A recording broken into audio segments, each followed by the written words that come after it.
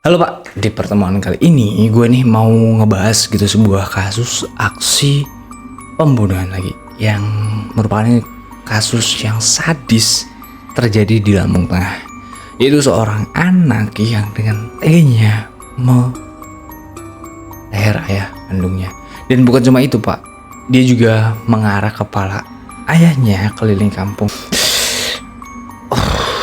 Kan udah kebayang banget gitu gimana ngerinya kasus ini dan gila banget ke orang. Lantas apa sih motifnya dan gimana kronologi lengkapnya tentang kejadian ini? Mari kita kupas tuntas.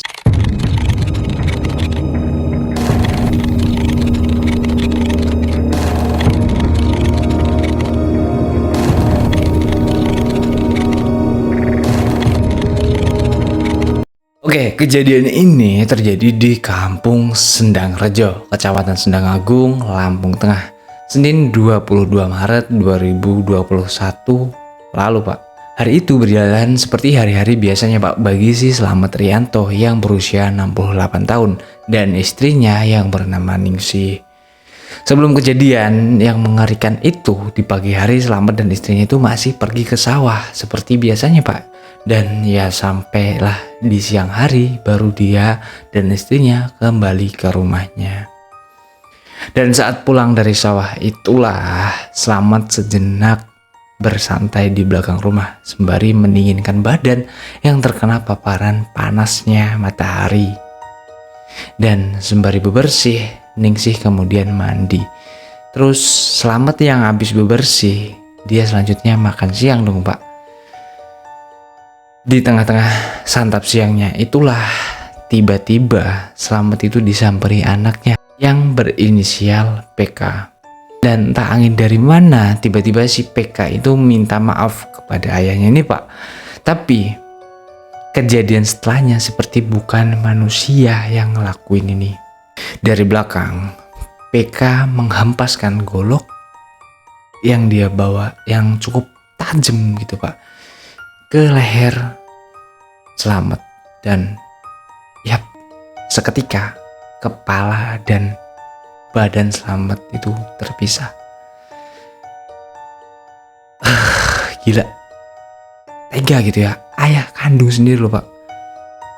Dan mungkin gue berpendapat kalau dia itu orang yang udah gangguan jiwa atau gimana. Kalau emang sekiranya dia emosi mungkin atau dendam bisa aja. Tapi kalau orang tuanya sendiri, ayahnya sendiri bahkan ini yang dieksekusi ya gila tuh orang. Nah tentunya Pak, hal itu ya kan menimbulkan suara kegaduhan ya kan. Nah yang membuat Ningsih yang lagi mandi itu langsung bergegas bebenah gitu dari kamar mandi dan langsung menuju ke titik di mana Slamet dieksekusi. Alangkah kagetnya dong Pak, Ningsih ini ngelihat suaminya yang udah terkapar dan bersimbah darah dalam kondisi tanpa kelapa. Sontak aja Ningsih pun ya histeris saat ngelihat kondisi suaminya. Lantas Ningsih ini menjerit keluar rumah untuk meminta pertolongan warga. Nah warga yang dengar jeritan Ningsih itu langsung bergegas mendekat ke rumah korban. Setibanya di lokasi pun para warga ya nggak luput juga gitu pada rasa kaget dan histeris ketika melihat kondisi korban ini. Sementara itu setelah mengeksekusi ayahnya sendiri dan memenggal leher ayahnya, kemudian si PK tadi itu ngambil karung putih dan memasukkan kepala ayahnya ke dalam karung itu Pak. Pelaku lantas membawa kepala korban berkeliling kampung dan seperti orang yang nggak bersalah gitu Pak ketika dia udah melakukan sebuah perbuatan yang keji itu. Sambil menenteng karung berisi kelapa ayahnya, pelaku itu berteriak memberitahu warga bila ayahnya udah meninggal. Di situ dia berteriak, bapakku mati gitu Pak. Nah di situ juga banyak warga gitu Pak yang ngelihat dengan jelas gitu PK ini mengarak kelapa ayahnya sendiri di jalan. Tapi di situ juga PK ini tidak mendapat amukan massa dari warga setempat. Karena di situ juga warga pada tahu gitu kalau PK ini mengalami gangguan jiwa dan memilih untuk melaporkan kejadian itu ke pihak berwajib. Mendapat laporan dari warga, polisi pun langsung turun tangan ke lokasi kejadian dan mengamankan pelaku serta membawa jenazah korban ke rumah sakit. Nah, dari kejadian yang mengerikan ini, lantas apa sih motif pelaku melakukan perbuatan yang keji ini?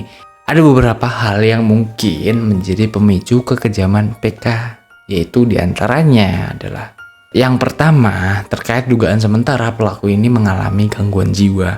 Pihak kepolisian pun ya akan memastikan gitu Pak, apakah pelaku ini mengalami gangguan kejiwaan atau tidak dengan melakukan pemeriksaan lebih lanjut. PK akan dibawa ke RS Jiwa Kemiling, Bandar Lampung keesokan harinya. Gitu.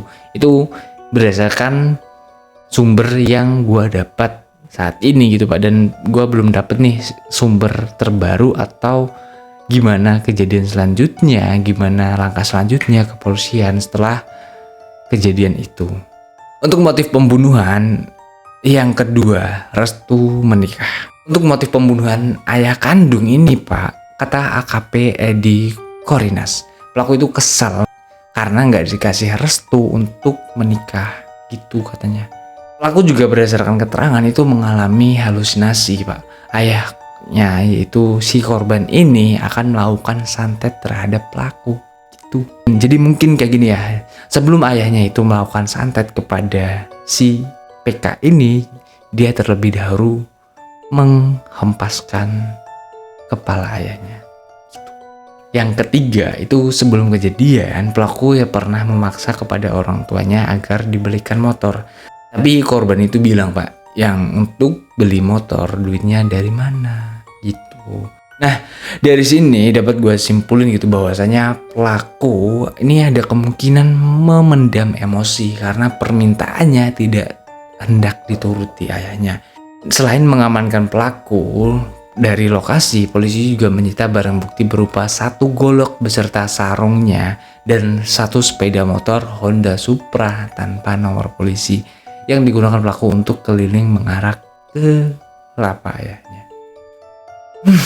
Ya kan, sebuah kejadian yang cukup miris gitu, yang seharusnya kejadian kayak gini ya nggak terjadi Pak, karena sejatinya kita itu sebagai anak adalah untuk membuat orang tua kita kan bahagia gitu, bukan malah menambah beban yang udah dipikul kedua orang tua kita Pak. Kalaupun belum bisa buat mereka bahagia ya setidaknya tidak usah menyusahkan mereka. Dan teruntuk kalian yang menonton sampai sini, gue ucapin terima kasih, dan tujuan gue ngebahas kejadian ini bukan untuk kalian tiru Pak, tapi kita ambil nih pelajarannya supayanya kejadian serupa tidak terjadi di lingkungan kita. Oke?